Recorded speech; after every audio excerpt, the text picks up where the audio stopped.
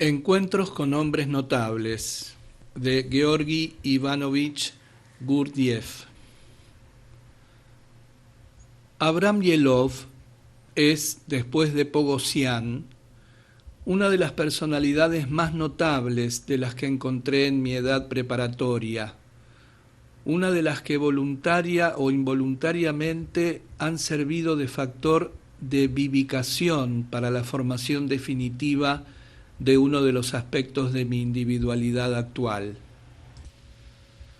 Lo encontré en la época en que, habiendo perdido ya toda esperanza de aprender de mis contemporáneos cualquier cosa valiosa sobre los asuntos que entonces me apasionaban, había regresado de Echmiadzin a Tiflis y me había sumergido en la lectura de textos antiguos.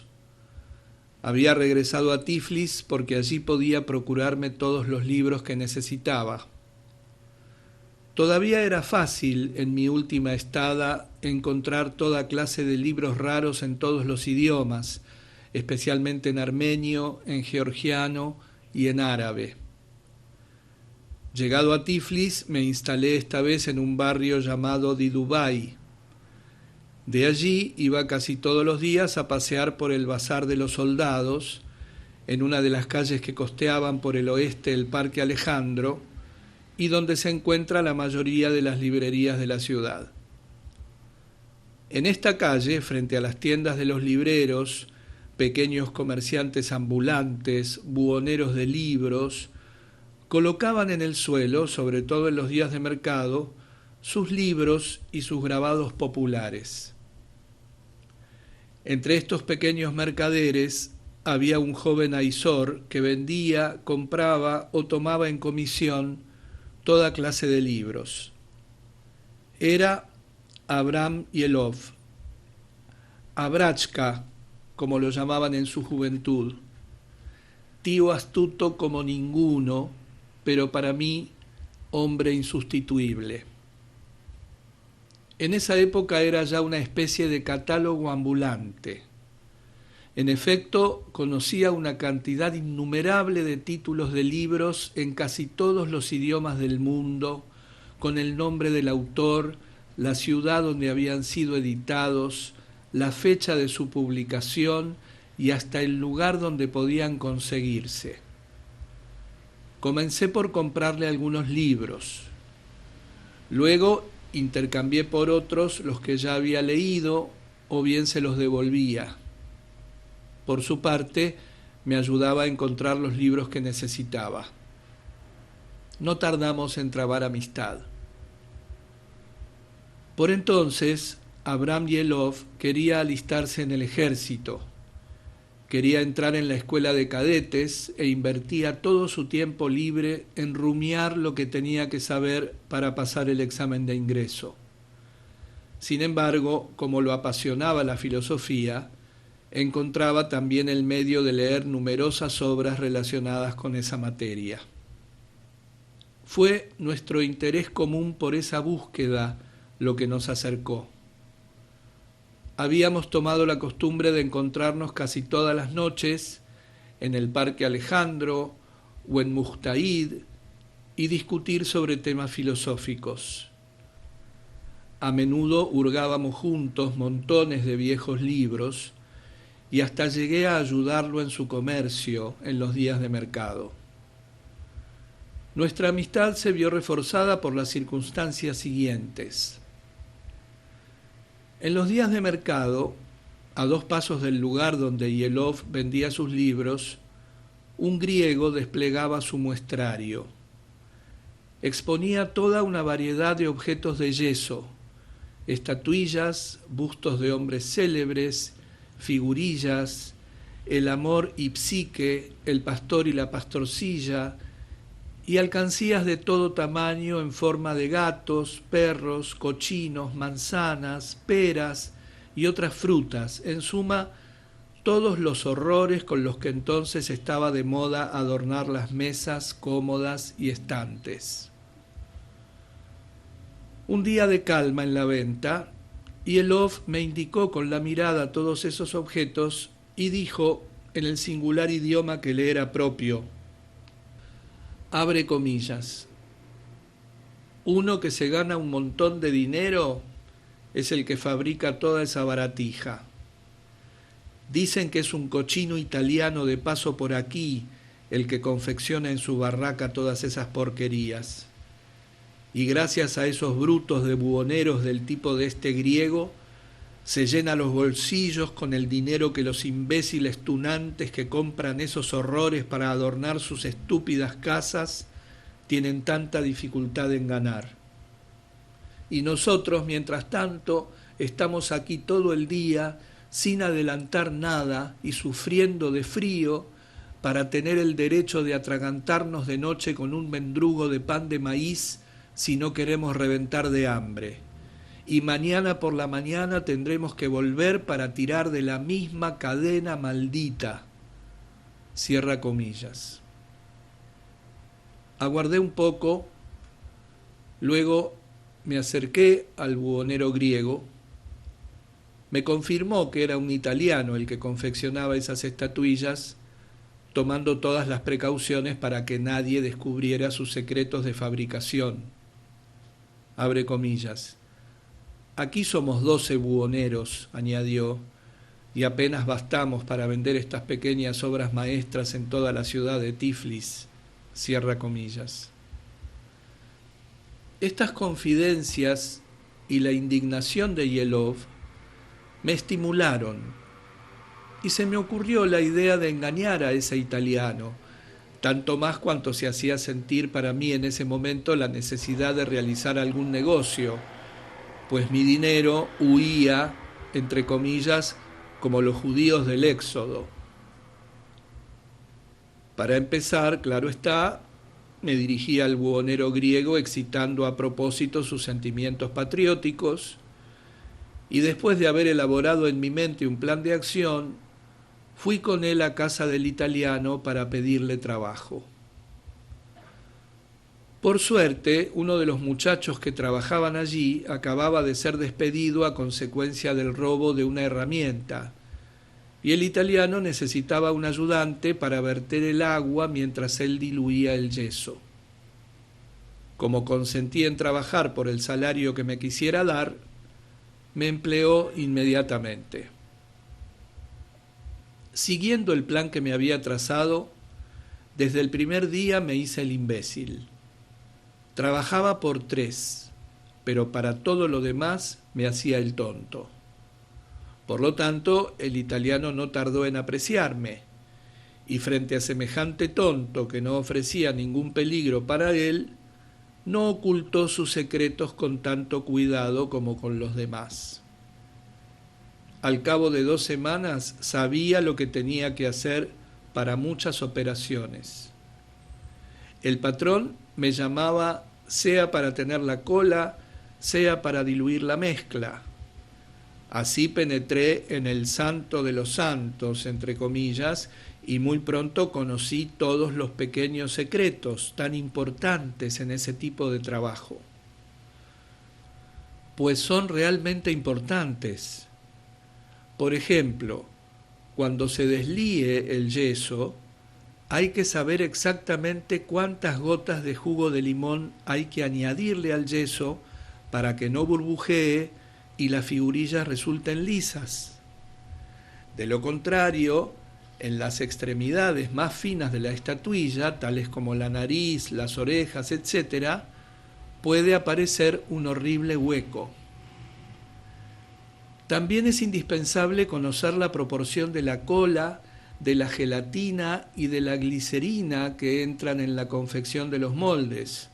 Un poco de más o un poco de menos y todo se echa a perder. El que conociera todo el proceso sin poseer estos secretos sería incapaz de obtener buenos resultados. En resumen, mes y medio después, aparecieron en el mercado estatuillas fabricadas por mí.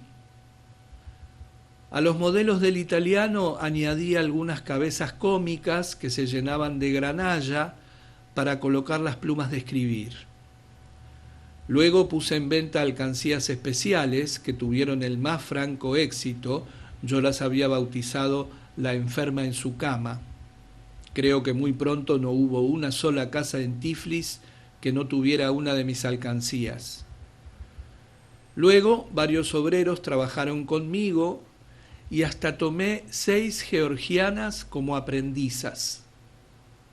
Yelov, encantado, me ayudaba en todo. Terminó por abandonar su comercio de libros en los días de semana.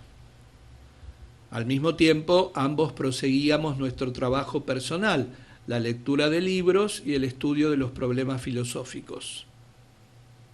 Al cabo de algunos meses, como había ahorrado una suma redondita y el taller empezaba a fastidiarme, lo vendí a buen precio a 2 judíos cuando estaba en pleno desarrollo. Obligado a abandonar el departamento que formaba parte del taller, me mudé para ir a vivir en la calle de los Molocanes, cerca de la estación, y Yelov se me unió allí con sus libros. Yelov era de baja estatura, rechoncho, curtido, tenía los ojos ardientes como brasas, abundante cabellera, con cejas espesas y una barba que le salía hasta bajo la nariz y le cubría casi enteramente las mejillas, cuyo color bermejo traslucía a pesar de todo. Había nacido en Turquía, en la región de Van, en la misma Bitlis o en sus alrededores. De allí, 4 o 5 años antes de nuestro encuentro, había emigrado a Rusia con su familia. Llegado a Tiflis, lo admitieron en el primer liceo, como allí se dice, mas a pesar de que en ese establecimiento las costumbres eran muy sencillas y sin ceremonias, algunas de sus travesuras y de sus picardías rebasaron la medida y fue expulsado por el Consejo de Disciplina. Poco después, su padre lo arrojó a la calle y desde entonces vivió a la buena de Dios. Así pues, como él mismo decía, se había convertido en la plaga de su familia. Sin embargo, su madre, a escondidas de su padre, a menudo le mandaba dinero. Yelov tenía por su madre un sentimiento muy tierno que se revelaba hasta en pequeños detalles. Por ejemplo, tenía su fotografía encima de su cama. Jamás salía de casa sin darle un beso. Y cuando volvía, exclamaba siempre al pasar la puerta, «Buenos días» o «Buenas noches, madre». Hoy me parece que yo lo quería aún más por ese rasgo. A su padre también lo quería, pero a su manera. Lo encontraba mezquino, vanidoso y obstinado. El padre de Yelov era contratista y tenía fama de ser hombre muy rico. Además, era un personaje muy importante entre los aizores, sin duda porque descendía, aunque por las mujeres de su familia, de los Marshimunes, a la que perteneció otrora el propio rey de los aizores. En nuestros días, los aizores ya no tienen reyes, pero sus patriarcas salen siempre de este linaje. Abraham tenía un hermano que seguía entonces sus estudios en América, en Filadelfia, creo. A este no lo quería nada, por tener muy arraigada la idea de que era un egoísta, además de hipócrita y un animal sin corazón. Yelov tenía maneras muy originales. Entre otras cosas, tenía la costumbre de subirse siempre los pantalones, y más tarde tuvimos mucho trabajo para quitarle esa manía. Pogosian se burlaba de él a ese respecto. Le decía, y pensar que quería ser oficial.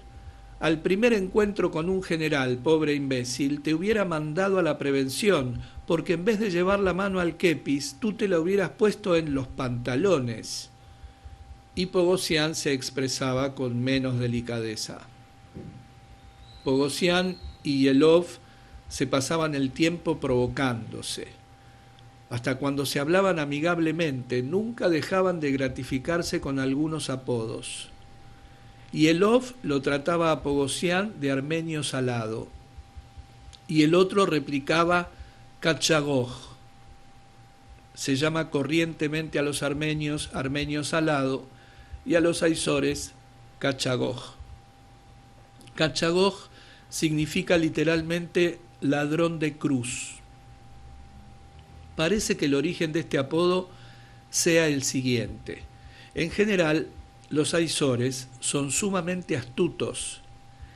En Transcaucasia hasta se los define de este modo: pongan a cocinar juntos 7 rusos y tendrán un judío. Ponga a cocinar 7 judíos y tendrán un armenio. Pero en verdad necesitarán 7 armenios para obtener un aizor. Entre los aizores, diseminados por doquier, había una cantidad de sacerdotes, la mayoría de los cuales se habían ordenado a sí mismos. Nada les era más fácil en esa época. Como vivían en la región del monte Ararat, que marcaba el límite de 3 países, Rusia, Turquía y Persia, tenían libre acceso por todas las fronteras. Y en Rusia se hacían pasar por aizores turcos, en Persia por rusos, y así sucesivamente. No se contentaban con celebrar los oficios, sino que se dedicaban también, en las poblaciones piadosas e incultas, al fructuoso tráfico de sagradas reliquias de todo género. Por ejemplo, en lo más remoto de Rusia, se aseguraban la confianza de los fieles haciéndose pasar por sacerdotes griegos, siempre muy venerados, y hacían pingües negocios vendiendo objetos traídos, decían ellos, de Jerusalén, del monte Athos y otros lugares santos. Entre esas reliquias figuraban fragmentos de la verdadera cruz en la que Cristo fue crucificado, cabellos de la Virgen María, uñas de San Nicolás de Mira, una muela de Judas de la Buena Suerte, un trozo de la herradura del corcel de San Jorge y hasta una costilla o el cráneo de un gran santo. Estos objetos eran comprados con gran veneración por los cristianos ingenuos, sobre todo por los comerciantes modestos. Muchas de las reliquias que se encuentran hoy en día en las casas o en las innumerables iglesias de la Santa Rusia, con frecuencia no tienen otro origen. Por eso los armenios, que conocen a esos compadres muy de cerca, les dieron el sobrenombre de ladrones de cruz. En cuanto a los armenios, los llaman salados porque tienen la costumbre, cuando nace un niño, de salarlo. Añadiré que desde mi punto de vista dicha costumbre no carece de valor. Observaciones especiales me han demostrado que en los pueblos los recién nacidos sufren casi siempre de erupciones cutáneas en las partes del cuerpo que se tiene por costumbre empolvar para evitar la irritación, mientras que con raras excepciones los niños armenios que nacen en las mismas regiones están exentos de ellas, a pesar de que tienen todas las demás enfermedades infantiles. Atribuyo este hecho a la costumbre de salar a los recién nacidos. Yelov no se asemejaba mucho a sus compatriotas. Estaba especialmente desprovisto de un rasgo de carácter típico de ellos. Aunque era muy impulsivo, no era vengativo.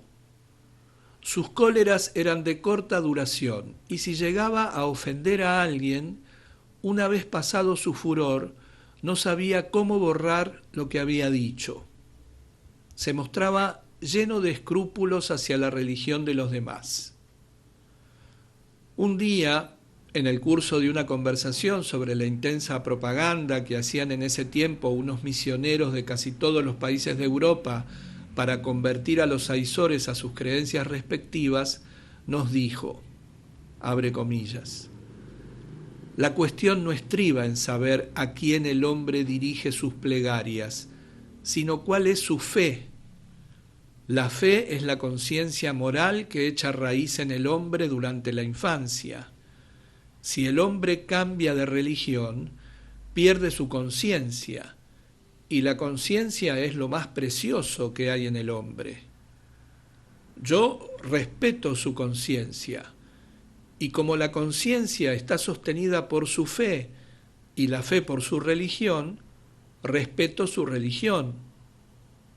Y sería para mí un gran pecado juzgar su religión o quitarle sus ilusiones sobre ella y así destruir en él la conciencia moral que no se puede adquirir sino en la infancia. Cierra comillas. El día que nos hizo este razonamiento, Pogosian le preguntó: ¿y por qué querías entonces hacerte oficial? Entonces las mejillas de Abraham se sonrojaron y le gritó con rabia: «Vete al diablo, falange asalada». Y Elov mostraba por sus amigos un apego singular. Estaba dispuesto a dar su alma por aquel con quien se había ligado. Después de conocerse, Elov y Pogosian se profesaron mutuo afecto. Que Dios dé a todos los hermanos tener entre sí tales relaciones. Pero las manifestaciones exteriores de esta amistad eran muy particulares y difíciles de explicar. Tanto más se querían cuanto más groseros eran el uno con el otro. Pero tras esas maneras rudas se ocultaba un sentimiento tan tierno que no era posible verlo manifestarse sin conmoverse hasta el fondo del alma. A mí, sabiendo lo que disimulaban esas groserías, más de una vez me ocurrió no poder contenerme y evitar que subieran a mis ojos lágrimas de enternecimiento. Por ejemplo, ante escenas de este tipo: Elov ha sido invitado en alguna parte. Se le ofrecen caramelos. La cortesía exige que los coma para no ofender a sus amigos. No obstante, Elov, que adora los caramelos, no los come por nada del mundo. Los esconde en el bolsillo para llevárselos a Pogosian. Y en vez de dárselos sencillamente, acompaña su gesto con toda clase de tomaduras de pelo y una serie de injurias. Ordinariamente ocurría así. Durante la cena, en el curso de la conversación, simulaba encontrar por casualidad unos caramelos en el fondo de su bolsillo y le daba un puñado a Pogosian diciéndole: «¿Cómo pudo deslizarse en mi bolsillo semejante basura? Ven, engulle esta suciedad. Tienes la especialidad de llenarte con todo lo que no quieren los demás». Pogosian los tomaba, gruñendo a su vez: «Estas delicadezas no son para tu pico, solo sirves para hartarte de bellotas como tus hermanos los cerdos». Y mientras Pogosian se comía los caramelos, Elov adoptaba un aire despectivo y contestaba: «Miren cómo engulle, goza como un asno de Karabaj que mastica sus cardos. Después correrá detrás de mí como un perrito porque le di esta basura». Y la conversación proseguía en el mismo tono.